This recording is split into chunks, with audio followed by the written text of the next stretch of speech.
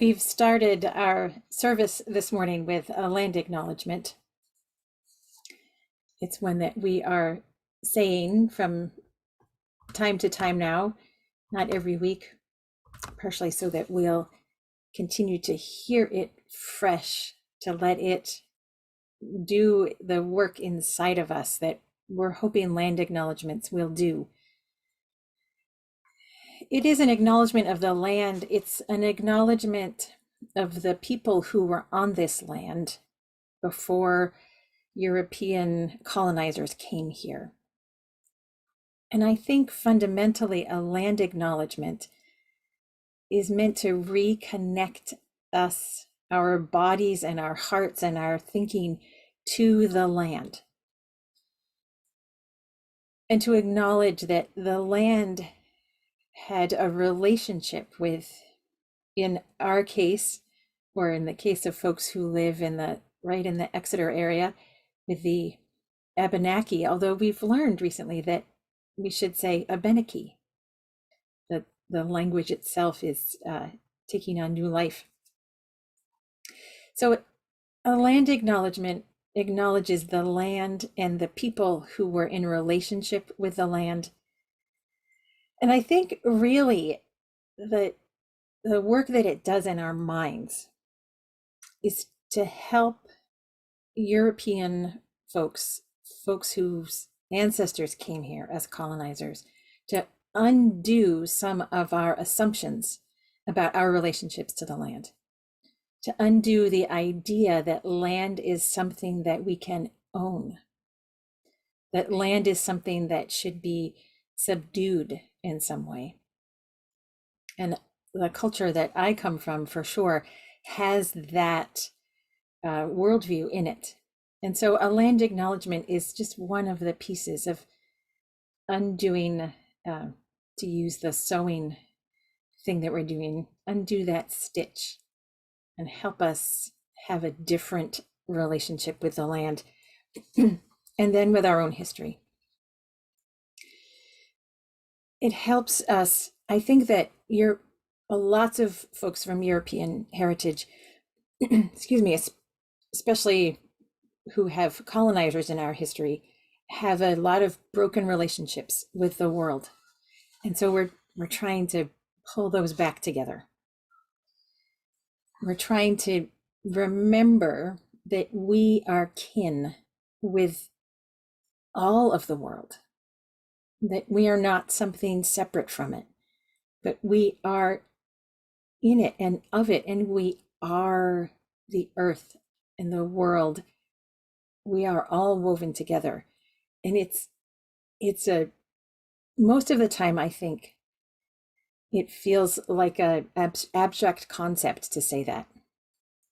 But I suspect that everyone here this morning has had some moments, at least, when you felt that.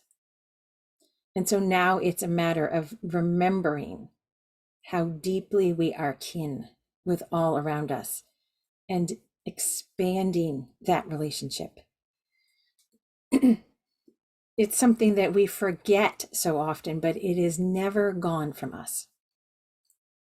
And we are re-invited to those connections and to the depth of that connection pretty regularly.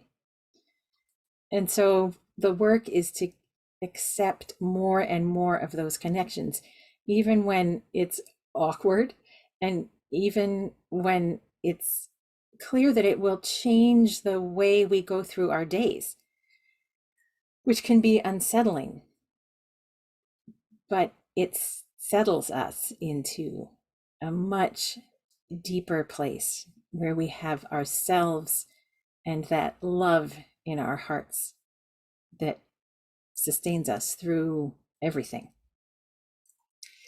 The story that Sarah read, which is a story of reclaiming language, is also a story of reclaiming and remembering relationship, including a relationship with the land, with not just the land, but with the life around the people in the story.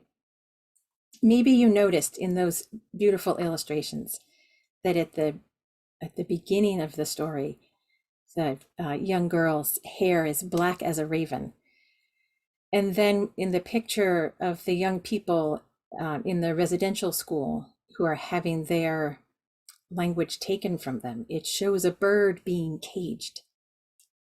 And then at the end of the story, when the girl has that book of Cree words that are just coming to life for her and for her grandfather, that ravens are just flying out of that book and up into the sky, and that just as the granddaughter and grandfather are deepening their connection, and they're both deepening their connection with this language that seemed lost but is coming back to life, the birds are in the sky again. So that all of the reclaiming is interconnected, and the life feeds the other life.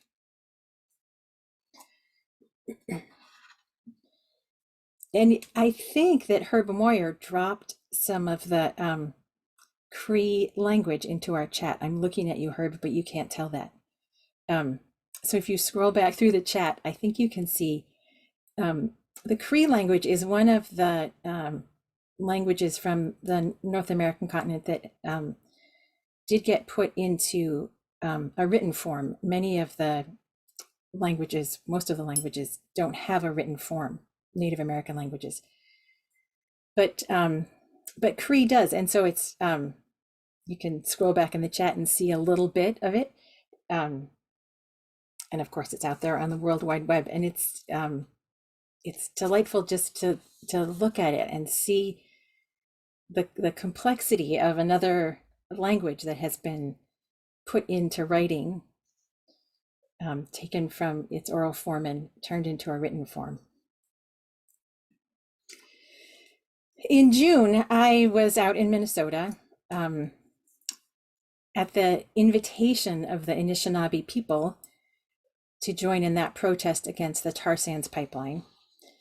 And I learned that I'm still figuring out what I learned about the people who live in those reserved lands among all that water in Minnesota, and what they're doing to protect their connection with that water and with the land and the animals.